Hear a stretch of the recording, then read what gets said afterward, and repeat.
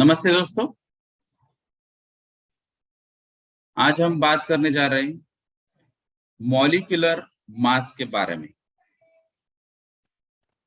तो इसके पहले जो हमने अभी तक पढ़ा था कि पीरियोडिक टेबल क्या है, उसमें एटॉमिक नंबर क्या है, एटॉमिक मास क्या है और उसका इलेक्ट्रॉनिक कॉन्फ़िगरेशन, वैलेंसीज और उस हिसाब से उसकी प्रॉपर्टीज। तो अभी केमिस्ट्री में कुछ इंपॉर्टेंट कंसेप्ट्स और डेफिनेशंस है, जिसमें से इंपॉर्टेंट है मॉलिक्यूलर मास।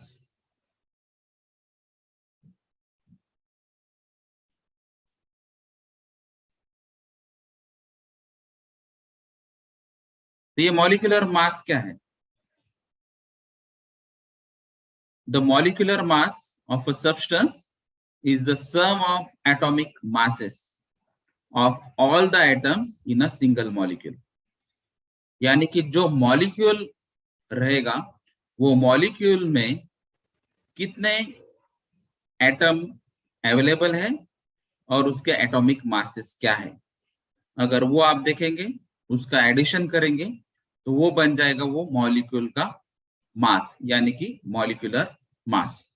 अगर सबसे सिंपल एग्जांपल अगर हम देखेंगे तो यहाँ पे ये है H।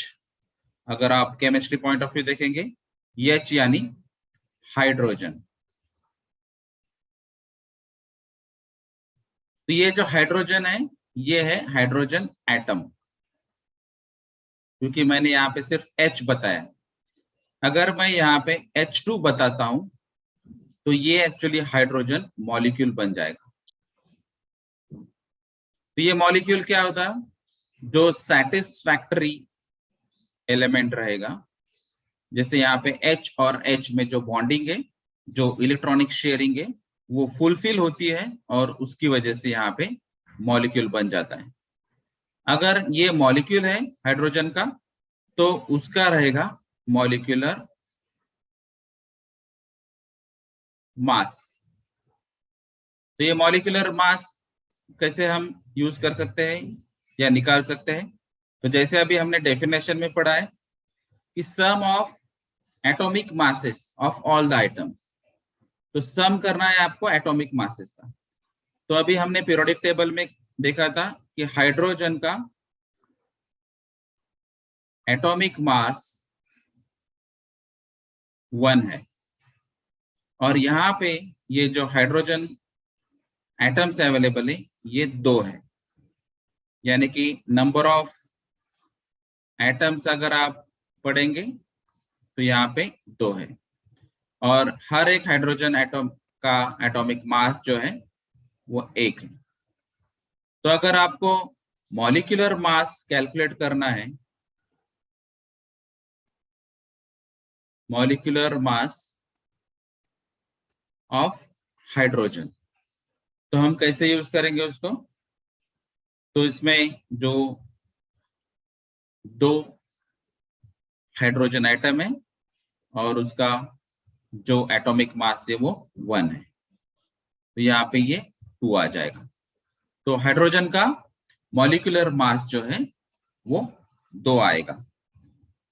तो ये सिंपल मॉलिक्यूलर मास का कंसेप्ट है और इसको अलग अलग मॉलिक्यूल्स के लिए आपको कैलकुलेट करना चाहिए, क्योंकि जो भी आप मॉलिक्यूलर रिएक्शंस पढ़ने वाले केमिस्ट्रीज में, तो हर रिएक्शंस में हम जनरली मॉलिक्यूलर रिएक्शंस पढ़ते हैं और कुछ जगह आपको आयोनिक रिएक्शंस रहेगी, लेकिन मैक्सिमम जगह आपको मॉलिक्यूलर रिएक्शन ही रहेगी।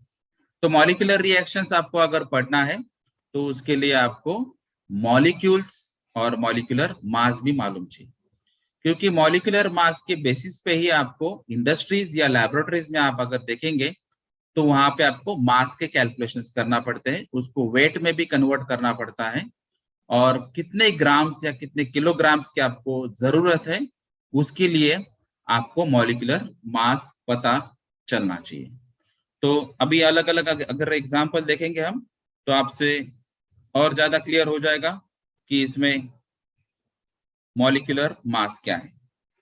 तो मैं अभी आपको थोड़ा डिटेल में समझाता हूं। अगर आप एग्जाम्पल लेंगे,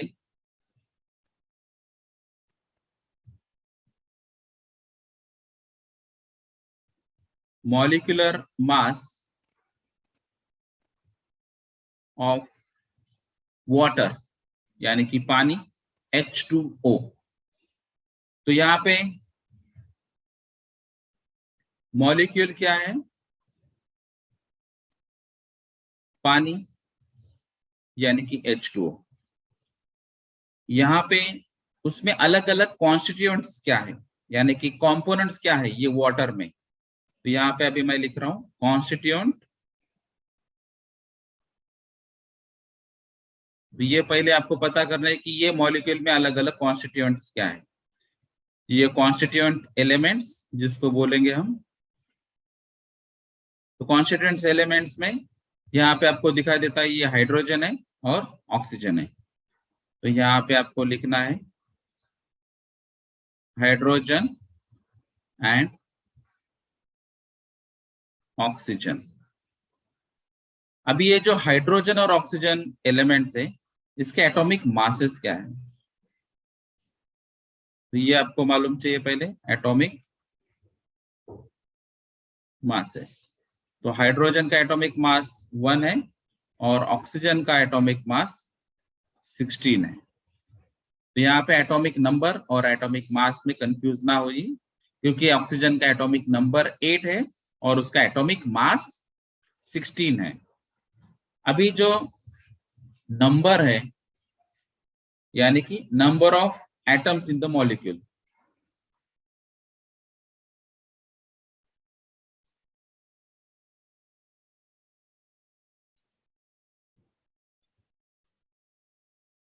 तो नंबर्स कितने हैं यहाँ पे?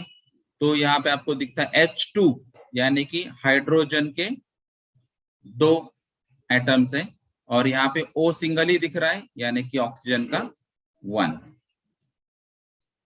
अभी अगर आप देखेंगे तो नंबर ऑफ एटम्स आपको पता चला है, हाइड्रोजन के 2 है, उसका एटॉमिक मास 1 है, और नंबर ऑफ एटम्स यहाँ पे ऑक्सीजन का सिंगल है और उसका एटॉमिक मास 16 है।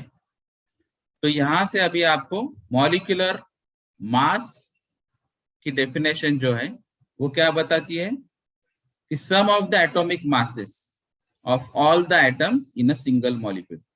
तो एक सिंगल मॉलिक्यूल में यानी H2O में जो अलग अलग एलिमेंट्स हैं, उसके जो एटम्स हैं, उसके एटॉमिक मासेस आपको ऐड करने। तो जैसे यहाँ पे अगर आप मॉलिक्यूलर मास ऑफ वाटर देखेंगे तो इसमें आपको एडिशन क्या क्या करना है? तो molecule atomic mass of hydrogen, atomic mass of hydrogen into number of items, यानी कि यहाँ पे ये जो 2 नंबर है ये, प्लस यहाँ पे atomic mass of oxygen into 1, क्योंकि यहाँ पे एक ही ऑक्सीजन का नंबर है। तो ये एटॉमिक मास ऑफ हाइड्रोजन क्या है? 1। एटॉमिक नंबर कितना है? 2 हाइड्रोजन आइटम है। और एटॉमिक मास ऑफ ऑक्सीजन कितना है? तो ये 16 है। और वहां पे एलिमेंट्स एटॉमिक नंबर कितना है? एक ही है। तो अगर आप इसको देखेंगे तो 1 इंटू 2 यानी कि 2 प्लस 16 इंटू 1 16, और इसको ऐड करेंगे तो 18 आपका आएगा मॉलिक्यूलर मास ऑफ वाटर। तो ये मेन मेथड है कि कोई भी मॉलिक्यूल का मॉलिक्यूलर मास कैसे कैलकुलेट करते हैं।